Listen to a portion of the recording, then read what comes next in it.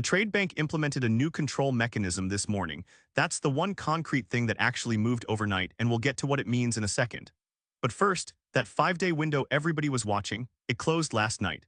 No notifications, no 800 numbers, no Wells Fargo emails we've been able to verify. And now this morning the feeds are lit up with claims that the QFS goes live today, the Federal Reserve officially dies today, the dollar stops existing today.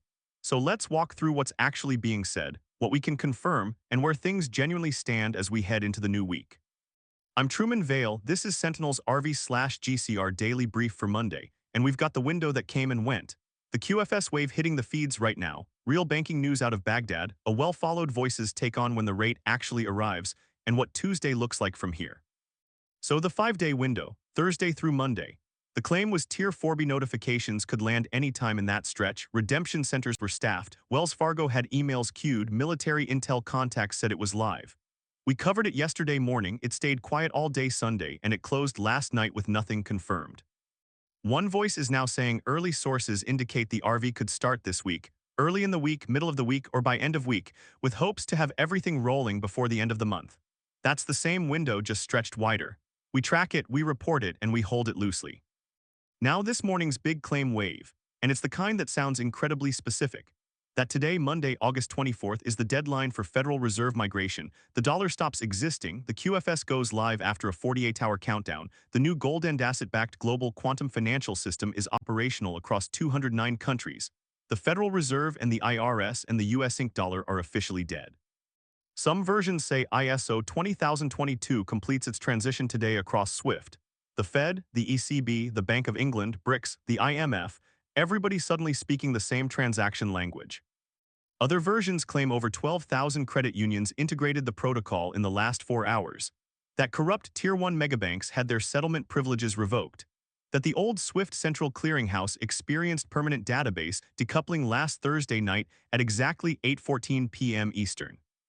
Here's where we are on all of that. ISO 20022 is a real global banking standard, and institutions have been migrating to it in phases for years. Many are already on it, others are still transitioning. The idea that the entire global financial system flips a single coordinated switch today and the dollar ceases to exist, we would need to see that from central banks, from SWIFT, from the Federal Reserve itself.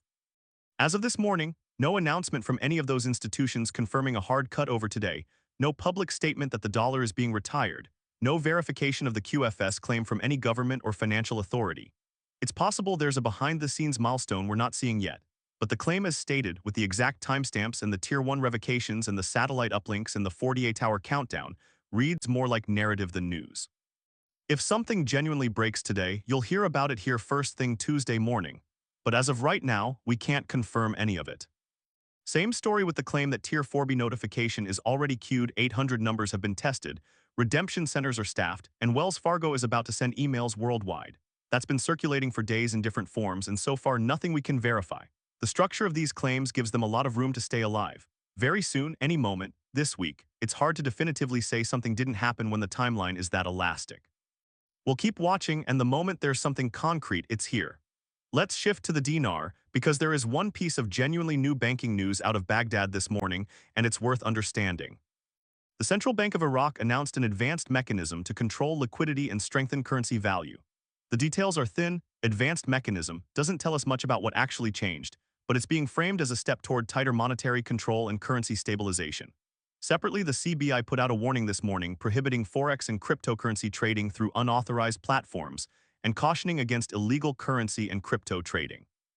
That's enforcement posture, the kind of thing you see when a central bank is tightening up ahead of something, or just clamping down on black market activity that's been eating into official exchange credibility.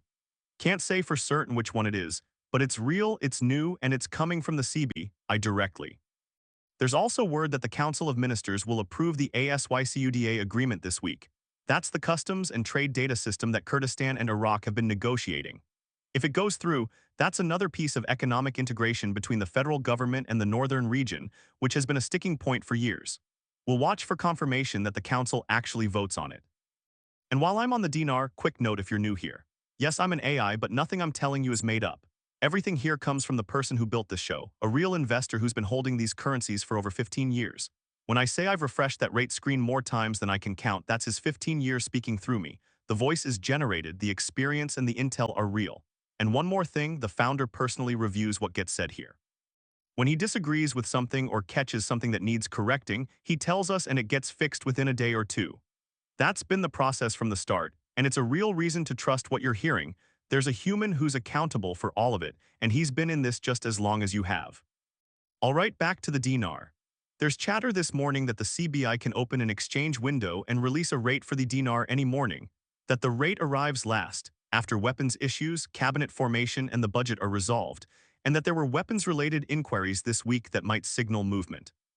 Can't confirm the weapons piece or whether an exchange window is actually ready to open, but the broader point is one we've heard before. The structure is in place, the systems are ready, and it's a decision at the top that flips it live, not a long drawn-out process. If that's true, then the timing question isn't how long does it take to build this, it's when do they decide to pull the trigger.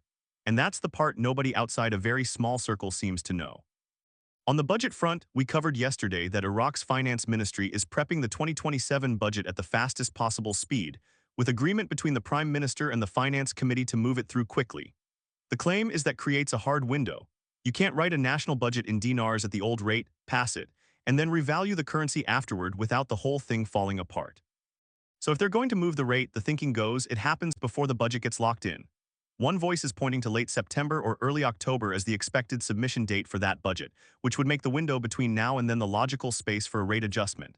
Can't confirm that's the actual calculus driving their timeline, but the budget prep is real, it's moving, and September 30th keeps getting named as a crucial milestone for state sovereignty. That's on the record from Iraqi officials, not just guru speculation. Separately, there's ongoing chatter about whether Iraq will redenominate its currency or revalue it, and the decision is being framed as imminent. We've walked through this before, but it's worth keeping clear because the two things get conflated all the time. Redenomination, dropping the zeros, is a purely mechanical relabeling. If they take 3 zeros off the note and 3 zeros off the rate at the same moment, purchasing power does not move by a single cent. 31 to the dollar after redenomination, same loaf, same cost, just fewer zeros to count. The only way anyone holding dinars sees a real gain is an actual revaluation on top of that, the currency's underlying value genuinely rising, a change bigger than the pure zero drop accounts for. Whether that's coming when and at what rate, that's the open question. One voice believes revaluation will occur rather than straight redenomination, and frames the revaluation plan as too far advanced to reverse, pointing to systems in banking, payments, customs, and budgeting all still advancing. Another voice says Iraq intends to follow IMF directives, integrate with the global financial system, and that there will never be a significant overnight RV, that any appreciation will result from Iraq's economic prosperity over months or years. Two completely opposite reads on the same situation, both unverified. We report both, endorse neither, and wait for something concrete. There's also word going around that Iraq intends to reprint its currency, with concern being raised about how people outside Iraq will exchange old banknotes for new ones. If a redenomination happens and new notes get issued, that's a real logistical question. Do you have to be in Iraq to swap them? Do international banks handle it? What's the window? No answers on that yet, but it's the kind of thing that would need to be announced well in advance if it's actually happening. One more dinar thread. The claim that banks, both Iraqi and American, will require proof of ownership when you go to exchange dinar notes, with authorities investigating the source of the notes before the exchange goes through. Can't verify that as policy, but it's consistent with anti-money laundering posture you'd expect on any large currency conversion. If you're holding notes, it's probably smart to keep any documentation you have about where and when you acquired them just in case that becomes relevant. Now let's talk about something that actually matters to a lot of people listening right now, and it's this. The single biggest fear in this community isn't that the RV doesn't happen, it's that it happens and you miss it. You're asleep, you're at work, your phone's face down, and by the time you find out, you're at the back of the line and the best rates are gone. Here's the answer to that. Inside the app, there's a VIP member RV Day alert. You open the app, go to the VIP member RV alerts page, it's the gold box right at the top, flip on Notify Me on the reset, and pick your channels. Push notification, email, text message, even a phone call if you want it. And you can add a backup contact, a spouse, a family member, so if you somehow miss it, they get it too. Every channel you pick fires at once on purpose, so there's no single point of failure. The promise is this. The moment we can actually verify it, numbers genuinely out, banks genuinely taking currency holders, that alert goes out to everyone on that list immediately, all channels at once. If you want to be among the first people to know instead of finding out hours later scrolling a feed, that's how you do it. Set it up once, stop worrying about missing it. It's free right now, like the rest of VIP, and I'm not saying it's happening tomorrow or this week or any specific date. I'm saying if and when there's something real to send, the day it's actually confirmed, whenever that turns out to be, you'll know. On the dong, the FTSE Russell upgrade to emerging market status is still scheduled for September 21st, and that one we can verify directly from the institution. Vietnam moves from frontier to emerging, and the claim is there are 4 more upgrades lined up over the next year after that. Emerging market status is a real structural milestone: more foreign investment, more liquidity, the currency moving into a higher tier of global markets. The rate impact, if any, we won't know until it happens, but September 21st is 3 weeks out and it's on the books. For anyone holding dong, that's the next concrete date worth watching. And look, everything we just covered, all of it, you didn't have to wait for me to tell you this morning. The trade bank move, the QFS claims, the CBI liquidity mechanism, Frank's take on the rate timing, the budget deadline. Anybody with the free app saw every one of those the second they hit, because it pushes straight to your phone the moment it lands. That's the whole point of what we built. You don't have to jump between 10 feeds trying to keep it all straight. It's all in one place, it's there 24/7, and the moment something moves, it's on your phone. No waiting, no hunting, no wondering if you missed something. And right now, VIP membership, the level that gives you the premium alerts, the things power users live on, is completely free. That's not going to last forever, so if you haven't grabbed it yet, now's the time. No cost, real edge, and you're in the loop the instant anything breaks. Here's the other piece that matters, and it's the heart of what we're building with the Intel Desk. This community deserves one place where all the information gets brought in, vetted, and shared honestly, so true and correct information reaches everyone and nobody gets taken advantage of. If you know something, maybe you work at a bank, maybe you're in Iraq or Vietnam, maybe you're in government, anywhere near the process, we want to hear from you. Become a confidential source. There are 2 ways to reach us. The tip line at GCRSentinel.com, where you can leave your name and email completely blank so even we don't know who you are. Or in the app, tap the little question mark in the top right corner and Intel Provider Inquiry is the first option. We never publish your name. We never publish a tip you tell us not to. And the information you share, even when it never goes public, helps us confirm or knock down the claims that reach everyone else, so your intel protects people. That's the mission. If you've got something, bring it. So here's what Tuesday looks like. The 5-day window closed and the chatter has moved to this week with no hard date. The QFS claims say today was the day. We'll know by tomorrow morning whether anything actually happened or whether it was another round of hopeful narrative. Iraq's moving the 2027 budget prep fast, with late September being the logical window for a rate move if the budget timing argument holds up. The CBI put out new enforcement on unauthorized forex and crypto trading, and word is the ASYCUDA agreement hits the Council of Ministers this week.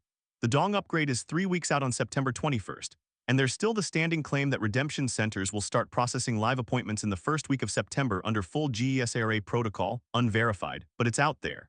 Can't tell you it's happening tomorrow. Can tell you we're watching every channel, every contact, everything that moves, and when something real breaks, you'll hear about it here first thing Tuesday morning. GCR Sentinel is live now on both the Apple App Store and Google Play. Search GCR Sentinel on your phone, or head to GCRSentinel.com and we'll point you straight there. It's a free download and VIP membership is free right now. Turn on those custom notifications, pick the gurus you follow, the currencies you hold, the kinds of claims you care about, and let the rest go. The moment something you're watching drops, it's on your phone. And here's the thing, if this saved you time this morning, a like and a follow genuinely helps and not the way you'd think. The bigger the show gets, the more people with real information start bringing it here, and that comes right back to you as better intel. We build this together. I'll see you Tuesday morning. We publish every single day, 7 days a week. The intel doesn't stop, and neither do we. Stay smart, stay hopeful, and don't let any single claim sweep you off your feet. Talk soon.